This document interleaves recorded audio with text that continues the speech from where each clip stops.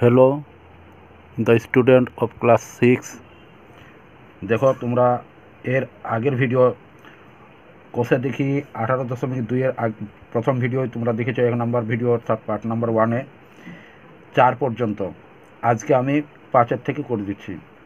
5-এর দাগে কী বলা রয়েছে, নিচের সংখ্যাগুলি হিসাব করে ঠিক মতো ঘরে লিখি।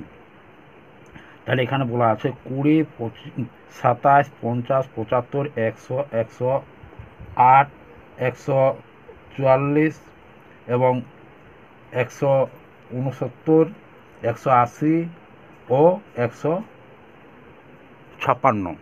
এইগুলোর মধ্যে পূর্ণ বর্গ সংখ্যা কোন কোনগুলো সেগুলো এই ঘরের মধ্যে লিখতে হবে। পূর্ণ বর্গ সংখ্যা নয় যেগুলো সেগুলো এই ঘরের মধ্যে লিখতে হবে।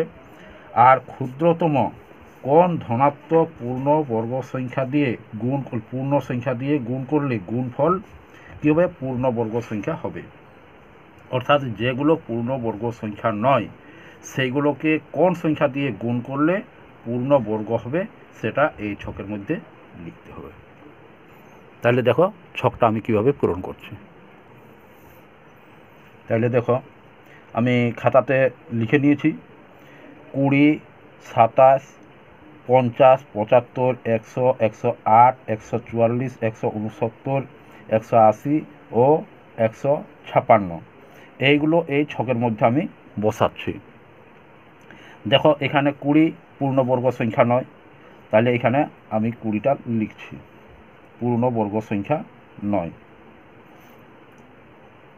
কেন নয় সেটা একটু আমি পরে বলছি। দেখো এখানে যদি আমরা উৎপাদক করি, এর মৌলিক উৎপাদক যদি করা হয় তাহলে কি হবে, মৌলিক উৎপাদকগুলো এখানে হবে, ধরে নাও এখানে করে দিচ্ছি নিচে, মৌলিক উৎপাদকগুলো হবে এখানে 2 গুণিত 2 গুণিত 5, অর্থাৎ আমার এখানে 5 থাকছে, একটা এক জোড়া রয়েছে, তাহলে এখানে 5, অর্থাৎ 5 দিয়ে আমরা যদি গুণ করি তাহলে তা পূর্ণবর্গ সংখ্যা হয়ে যাবে।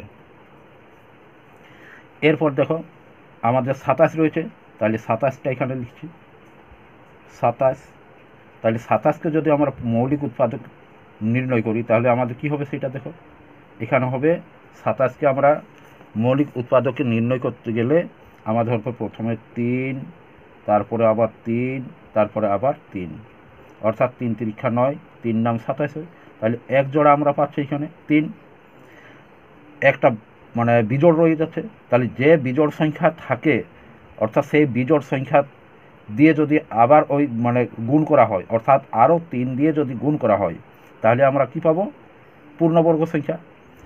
যেমন তোমরা ধরে নাও যে এখানে আমাদের রয়েছে 3, তাহলে 3 গুণিত 3 সমান হয় 9, আমাদের 9 হচ্ছে পূর্ণবর্গ সংখ্যা। যদি আমরা বলি 2, তাহলে 2 কি পূর্ণবর্গ সংখ্যা? না, 2 পূর্ণবর্গ সংখ্যা নয়। তাহলে পূর্ণবর্গ সংখ্যা করতে গেলে কী করতে হবে, আবার 2 দিয়ে গুণ করতে হবে, অর্থাৎ গুণিত 2 সমান হবে 4, তাহলে 4 একটি পূর্ণবর্গ সংখ্যা। ওইরূপ যদি আমরা বলি 5, 5 কি একটি পূর্ণবর্গ সংখ্যা? না, 5 পূর্ণবর্গ সংখ্যা নয়, 5 হচ্ছে একটি বিজোড় সংখ্যা। তাহলে এটাকে যদি আমরা 5কে পূর্ণবর্গ সংখ্যা করতে চাই তাহলে কি করতে হবে, আবার 5 দিয়ে গুণ করতে হবে, অর্থাৎ 5 দিয়ে গুণ করলে হয় 5 5 25, তাহলে 25 একটি পূর্ণবর্গ সংখ্যা। সেই জন্য এখানে বিজোড় সংখ্যা রয়েছে, এখানে রয়েছে 3, তাহলে 3 আমাদের বিজোড় সংখ্যা হয়ে যাচ্ছে, অর্থাৎ আরেকটা 3-এর প্রয়োজন, তাহলে আরেকটা 3 দিয়ে গুণ করলে আমাদের তা পূর্ণবর্গ সংখ্যা হবে। অতএব 3 দ্বারা গুণ করতে হবে, 3 দ্বারা গুণ করতে হবে।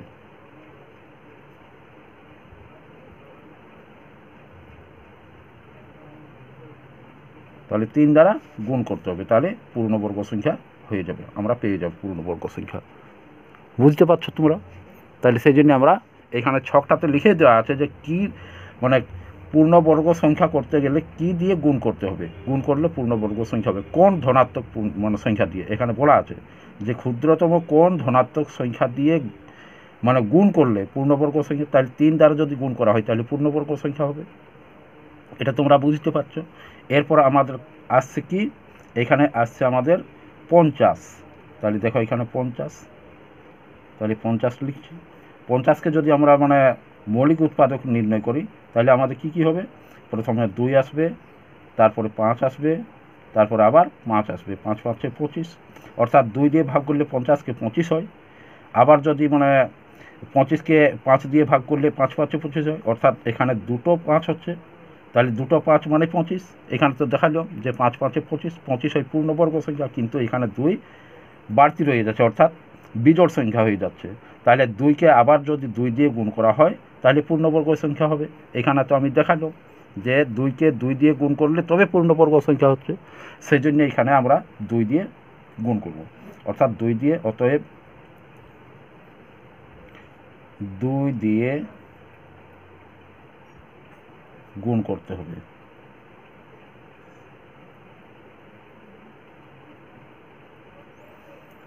গুণ করতে হবে, এগুলো না লিখলেও হবে যেহেতু উপরটা লেখা রয়েছে।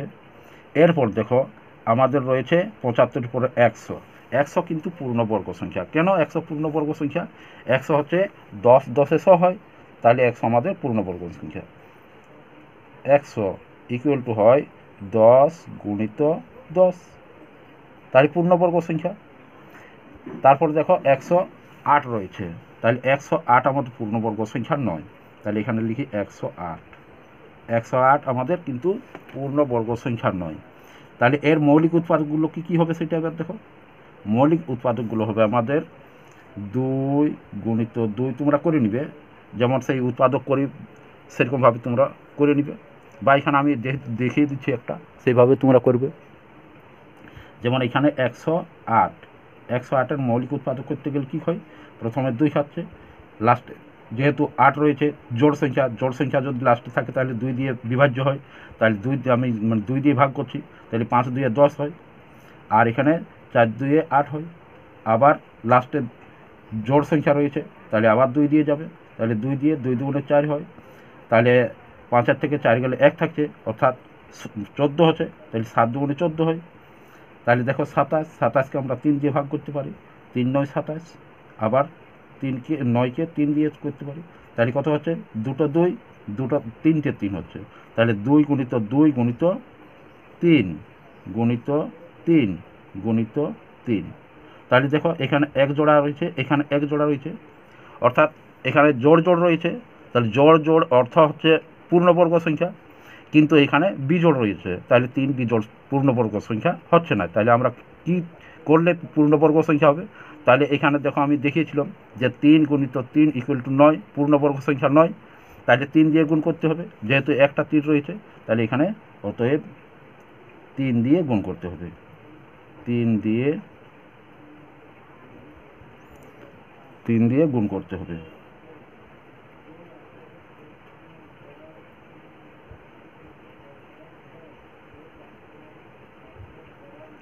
এরপর দেখো 108-এর পর আছে আমাদের 144, তাহলে 144 হচ্ছে পূর্ণবর্গ সংখ্যা। কেন 144 পূর্ণবর্গ সংখ্যা সেটা এখানে দেখাচ্ছি আমি। দেখো এখানে 144কে আমি উৎপাদক করে নিচ্ছি মৌলিক, তাহলে তোমরা বুঝতে পারবে, বা আমি সরাসরি করতে পারি, সেটাও দেখাচ্ছি তোমাদেরকে।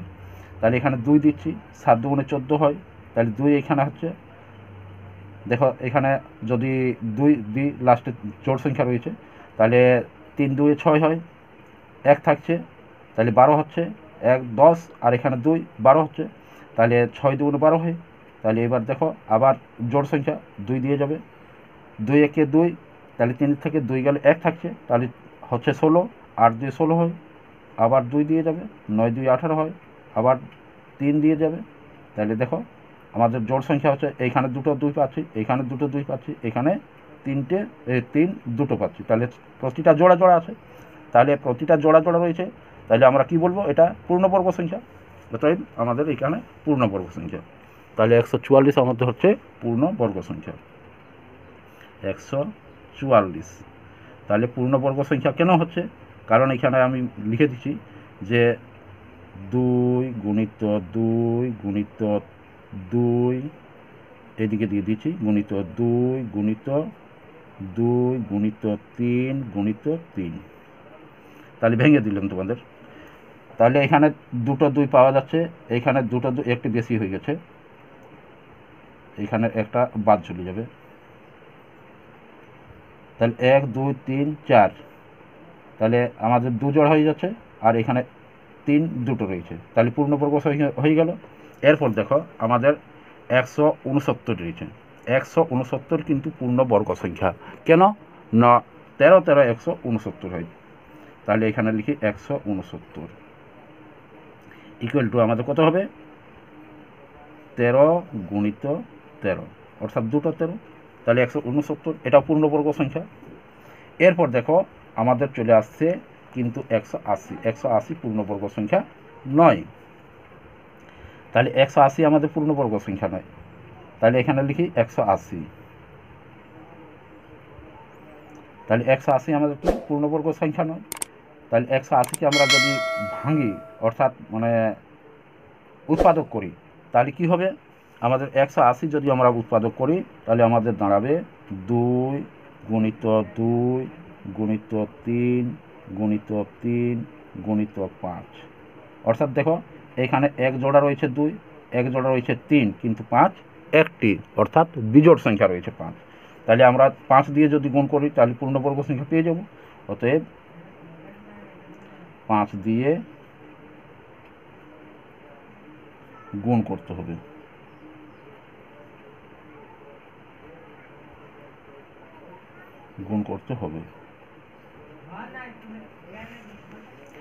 এরপর রয়েছে আমাদের 256।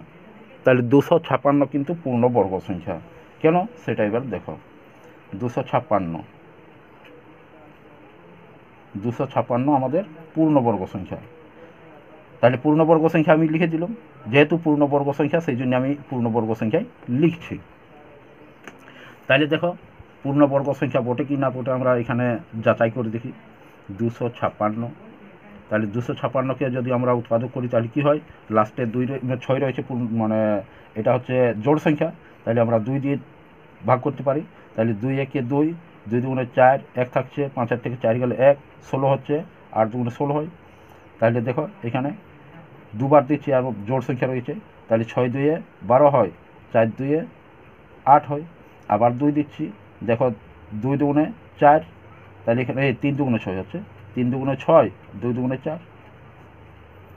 আবার 2 দিয়ে, তাহলে 2 একে 2, 6 2 12, আবার 2 দিয়ে 8, আবার 2 দিয়ে, তাহলে কত হচ্ছে 4, আবার 2 দিয়ে, তাহলে কত হচ্ছে আমার 2।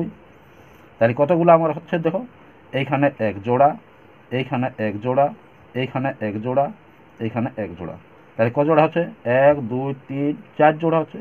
তাহলে 4 জোড়া, অর্থাৎ 4 দুগুণে 8টা 2 যদি গুণ করা হয় তাহলে এখানে কত হচ্ছে আমার 256, তাহলে আমার পূর্ণবর্গ সংখ্যা। আশা করি তোমরা বুঝেছো সবগুলাই, তোমরা প্র্যাকটিস করবে, অবশ্যই পেরে যাবে।